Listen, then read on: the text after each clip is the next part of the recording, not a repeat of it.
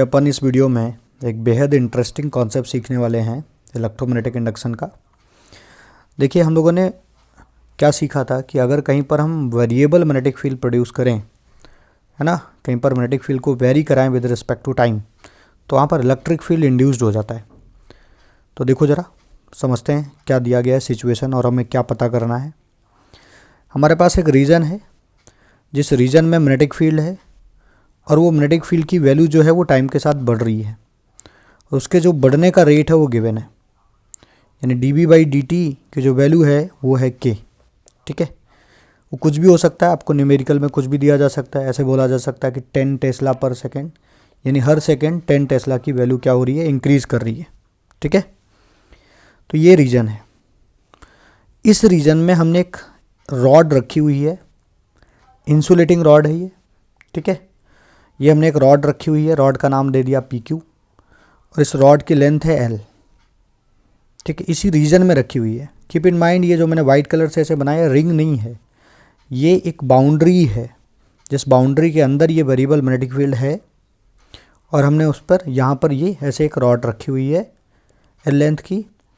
अब आप मुझे बताइए कि ये जो वेरिएबल मैग्नेटिक फील्ड का रीजन है, यहाँ तो इलेक्ट्रिक फील्ड भी इंड्यूस्ड होगा।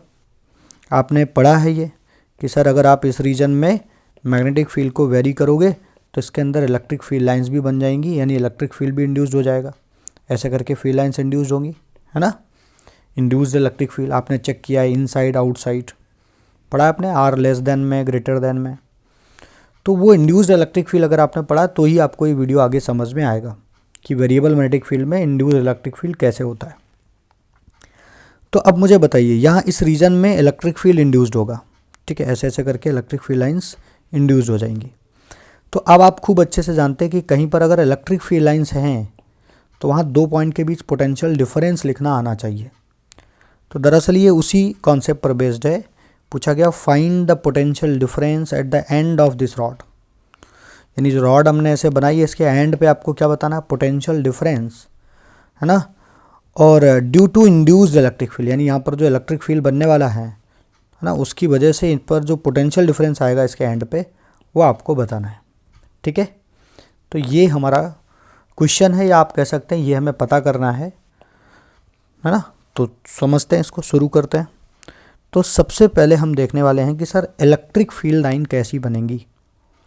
तो देखो यहाँ पर, अच्छा कॉन्सेप्ट क्या था, अगर कहीं पर अपने को इलेक्ट्रिक फील्ड पता और पोटेंशियल डिफरेंस पता करना है तो क्या तरीका होता था। पोटेंशियल डिफरेंस का मैग्नीट्यूड बताना है अगर आपको, तो उस पोटेंशियल डिफरेंस के मैग्नीट्यूड का स्टैंडर्ड फॉर्मेट क्या हुआ था करता था, याद है आपको, आपने ये इलेक्ट्रोस्टैटिक में पढ़ा था, होप सो शायद आपको याद हो, EDR cos थीटा या EDX cos थीटा। ठीक है, और माइनस साइन बेसिकली लगाते थे अपन हाई टू लो पोटेंशियल की वजह से, बट अगर अपने को केवल मैग्नीट्यूड चाहिए तो अपन ऐसे तो लिख सकते हैं EDR cos थीटा, है ना। And what was the theta, ये फार्मूला याद है आपको, मैं एक बार आपको रिकॉल करा देता हूँ। क्या था, पोटेंशियल डिफरेंस dV/dr लिखते थे अपन, या डेल्टा E = ऐसे लिखते थे ना, और क्या लिख देते थे, ऐसे भी लिखते थे E⃗.dr integration minus delta V। ये अपना कॉन्सेप्ट था, ये अपना फार्मूला था इलेक्ट्रोस्टैटिक में, तो उसी से मैंने ये लिखा हुआ है। यहाँ पर थीटा किसके बीच का एंगल होता है, इस dr और इस E के बीच में। ठीक है, इनके बीच का एंगल होता है थीटा। तो ये अपना बेसिक फार्मूला है जो कि अपन पहले ही चैप्टर में पढ़ चुके हैं, फर्स्ट चैप्टर में अपन ये बात ऑलरेडी जान चुके हैं। ठीक है, अब मेरे को ये बताओ कि यहाँ पर जो इलेक्ट्रिक फील्ड है और आपको इनके और इन पॉइंट्स के बीच में चाहिए, तो कैसी सिचुएशन ये बन रही है ज़रा देखो। मैं एक बार इलेक्ट्रिक फील्ड लाइंस बना देता हूँ। यहाँ की जो इलेक्ट्रिक फील्ड लाइंस बन रही होंगी वो कुछ ऐसी होंगी, देखो मैं उनको बनाने का प्रयास कर रहा हूँ। इलेक्ट्रिक फील्ड लाइंस कुछ ऐसी बन रही होंगी, है ना। इलेक्ट्रिक फील्ड लाइंस बन गई है, ये देखो मैं इलेक्ट्रिक फील्ड लाइंस बना रहा हूँ, कंसेंट्रिक सर्कल जैसे बन रहे होंगे ये जो इलेक्ट्रिक फील्ड लाइंस बन रही है उनकी कुछ डायरेक्शन ऐसे होगी। कैसे निकालते हैं अपन, लेंज लॉ से निकाल लेते हैं कि इलेक्ट्रिक फील्ड किस तरफ से किस तरफ जा रहा होगा। थोड़ा और एक इलेक्ट्रिक फील्ड लाइन बना देता हूँ मैं ऐसे, है ना। ये देखो बाहर तक नहीं, अंदर ही तक बनाते हैं अपन इसको। तो ये इलेक्ट्रिक फील्ड लाइन बना दी मैंने। अब तुम गौर से देखो, जब आप इसमें इलेक्ट्रिक फील्ड लाइंस बना रहे हो तो ये इलेक्ट्रिक फील्ड लाइंस P और Q पॉइंट पे अलग अलग डायरेक्शन में जा रहे हैं। ठीक है, ऐसे फील्ड लाइंस है, this is the direction of electric field. एक तरीके से आप कह सकते हो कि यहाँ पर कुछ ऐसा कॉन्सेप्ट नहीं है कि सीधा सीधा यूनिफॉर्म इलेक्ट्रिक फील्ड ऐसे जा रहा हो और आपको 2 पॉइंट के बीच में कहीं कहीं लिखना हो जैसा आप इलेक्ट्रोस्टैटिक में लिखते थे। ऐसी सिचुएशन है ही नहीं। आप देखिए ना, यहाँ से फील्ड लाइंस कैसी जा रही होंगी, ऐसे फील्ड लाइंस जा रही होंगी, ऐसे फील्ड लाइंस जा रही होंगी।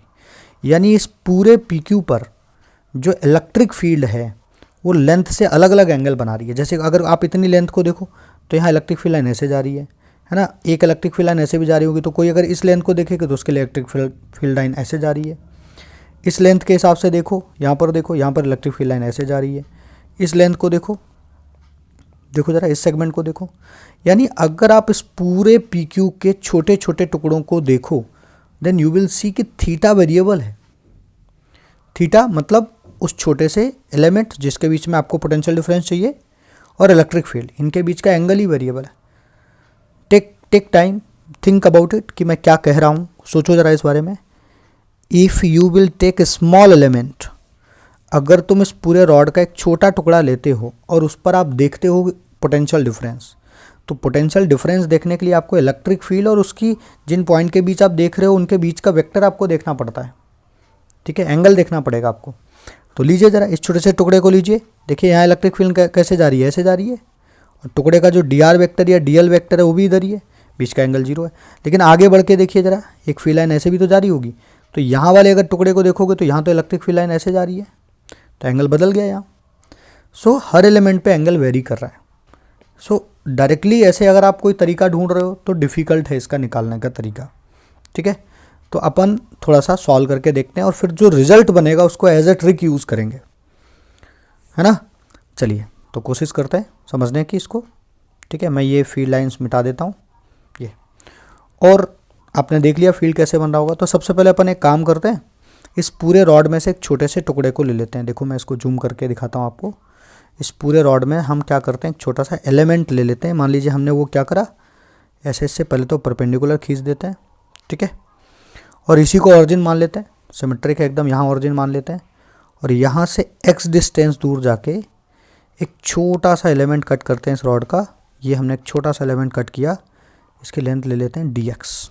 ओके, और मुझे बताइए यहाँ पे इलेक्ट्रिक फील्ड कैसे बन रहा होगा। ये तो आपने लेंथ ले ली है ना, dl वेक्टर dr वेक्टर जो लेते हैं आप लोग वो ले लिया आपने इस पूरे रॉड में से। और यहाँ पर आपको इलेक्ट्रिक फील्ड केवल इसी के लिए कैलकुलेशन करते हैं सबसे पहले ना। तो यहाँ पे इलेक्ट्रिक फील्ड लाइन कैसे होंगी, इलेक्ट्रिक फील्ड लाइन तो ऐसे बन रही है। तो यहाँ इस पॉइंट पे इलेक्ट्रिक फील्ड लाइंस कैसे जा रही होंगी, देखिए ज़रा ऐसे जा रही है, ऐसे इलेक्ट्रिक फील्ड की ये डायरेक्शन है। तो यहाँ पर मैं बना देता हूँ इलेक्ट्रिक फील्ड कैसे जा रहा होगा। ठीक है, लेट्स ड्रॉ, मैं ड्रॉ करता हूँ इसको। यहाँ पे इलेक्ट्रिक फील्ड बनाने की कोशिश करता हूँ। तो सबसे पहले यहाँ पे ऐसे मैंने मिला दिया। और इलेक्ट्रिक फील्ड लाइंस कैसे होंगी, सर्कल जैसी बन रही होंगी ऐसे। ये देखो, ये इलेक्ट्रिक फील्ड लाइंस बन रही होंगी लाइक दिस, ये इलेक्ट्रिक फील्ड लाइंस होंगी, है ना। ऐसे बनेगा तो पूरा, बट अपन केवल इतने लोकेशन पे अपने को दिखाना है। तो यहाँ पे जो इलेक्ट्रिक फील्ड लाइंस होंगी वो कुछ ऐसे जा रही होंगी। This is the direction of electric field. Okay, for this element, only for this element. For the another element the direction of electric field with respect to element will change, है ना। तो केवल इस एलिमेंट के लिए ऐसे जा रहा होगा। तो मान लेते हैं अभी जो इसका एंगल फॉर्म हो रहा है यहाँ से, उस एंगल को भी थोड़ी देर के लिए एज्यूम कर लेते हैं कि वो एंगल है थीटा। कितना एंगल है वो, थीटा, ये मैंने मान लिया। तो मुझे बताओ केवल इस एलिमेंट के अक्रॉस तो आप लिख ही सकते हो कि क्या पोटेंशियल डिफरेंस डेवलप हुआ होगा केवल इस एलिमेंट के अक्रॉस। तो कोशिश करिए ज़रा, इस एलिमेंट के अक्रॉस जो पोटेंशियल डिफरेंस डेवलप हुआ होगा that is very small potential difference, उसको मैंने dv लिख दिया। दैट इज इक्वल टू, उसका जो मैग्नीट्यूड होगा वो किसके बराबर होगा, वो E D R cos theta के बराबर। तो देखो ज़रा, ई और लेंथ हमारी कितनी है उसकी dx, और बीच का एंगल कितना हमने ले रखा है, थीटा ले रखा है।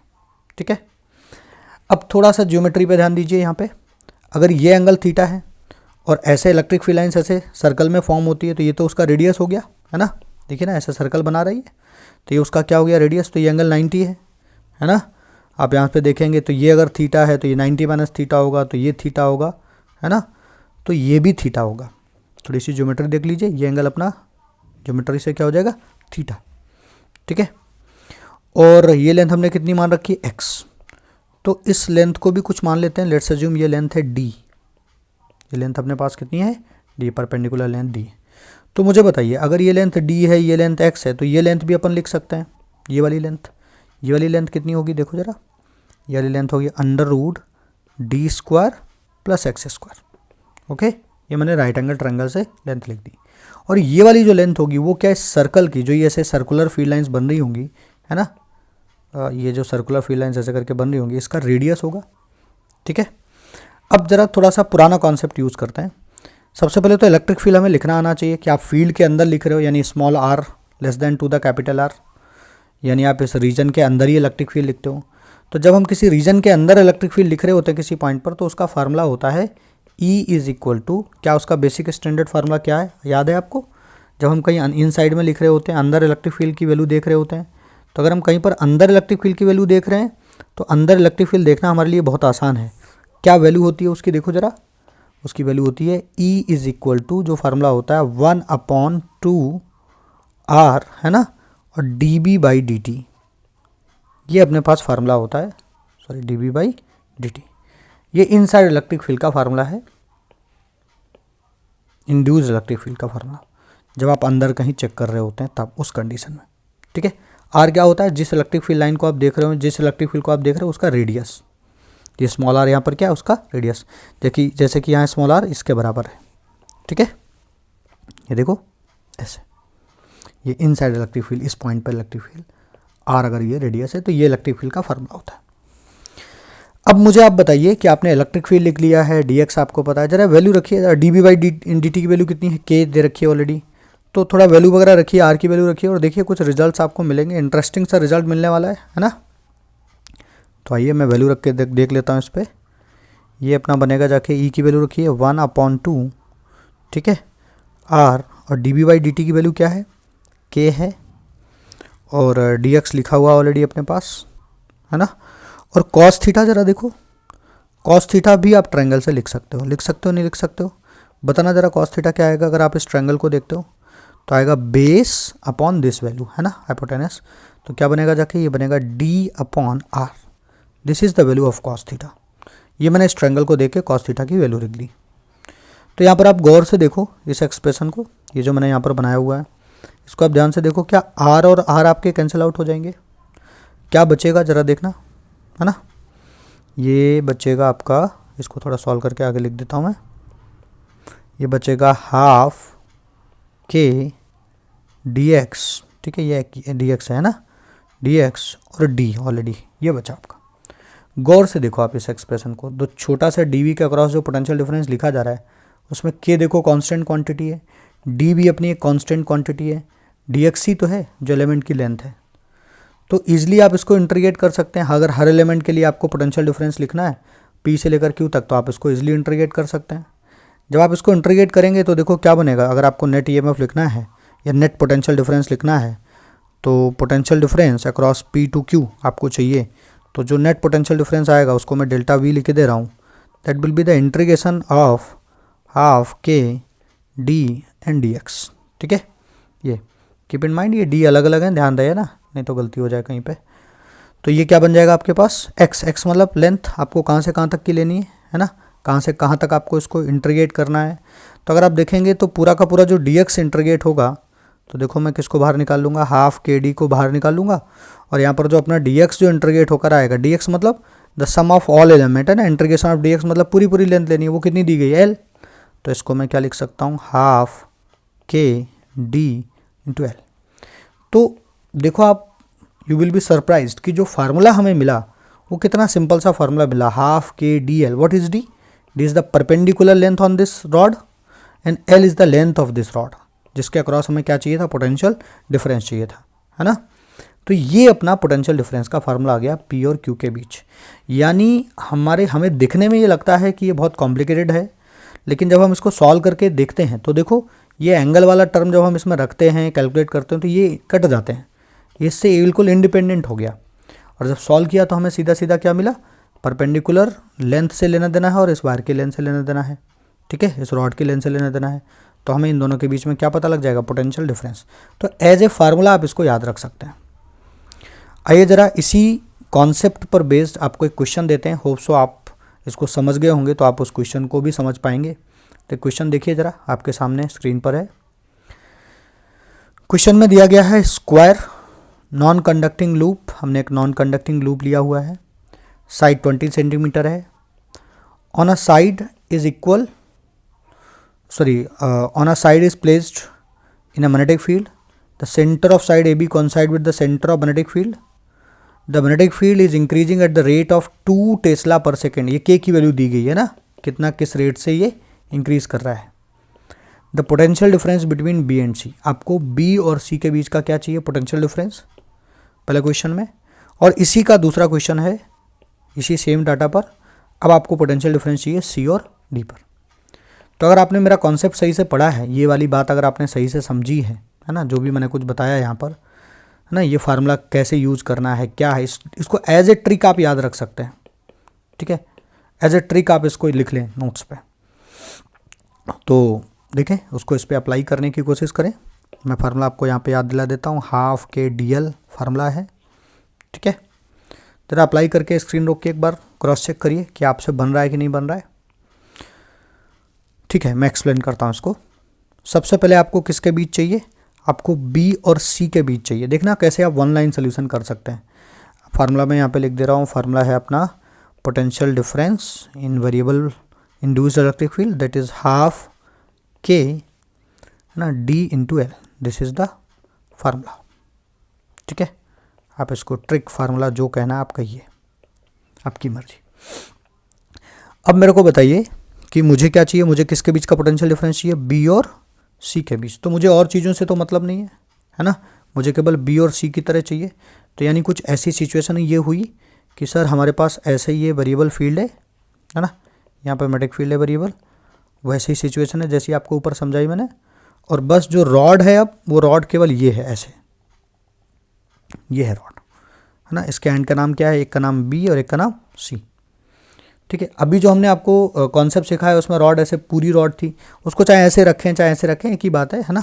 कॉन्सेप्चुअली तो एक ही तरीके से अपन डील करेंगे उसके बारे में. तो अभी हमने रॉड कैसे रखी है, ऐसे रखी हुई है ना. तो चाहे पूरी रॉड हो चाहे इतनी रॉड हो, तब भी ये सेम ही कॉन्सेप्ट से सॉल्व होगा. ओके, तो आपको B और C के बीच का पोटेंशियल डिफरेंस चाहिए. तो जब आप B और C के बीच का पोटेंशियल डिफरेंस अगर आपको निकालना है, तो मैं इसको देखो थोड़ा डॉट डॉट डॉट डॉट से आगे बना दूं ऐसे, है ना. तो आपको ना परपेंडिकुलर डिस्टेंस से लेना देना होगा. यहाँ पे परपेंडिकुलर डिस्टेंस क्या है, ये आपकी परपेंडिकुलर डिस्टेंस है. ये देखो, ये परपेंडिकुलर डिस्टेंस है ना. और लेंथ जितनी भी हो उतनी लेंथ इसमें रख देंगे फार्मूले में, अपने आंसर आ जाएगा.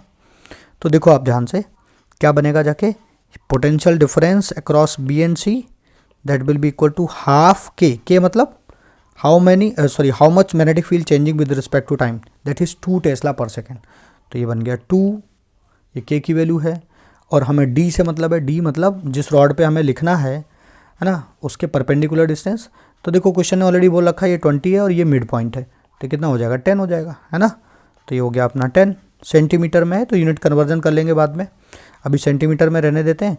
इनटू, और L से मतलब है, L मतलब ये लेंथ से लेना देना है. तो लेंथ यहाँ पर कितनी है, 10 है ना, सॉरी 20 है. तो लेंथ अपनी कितनी हो गई, 20.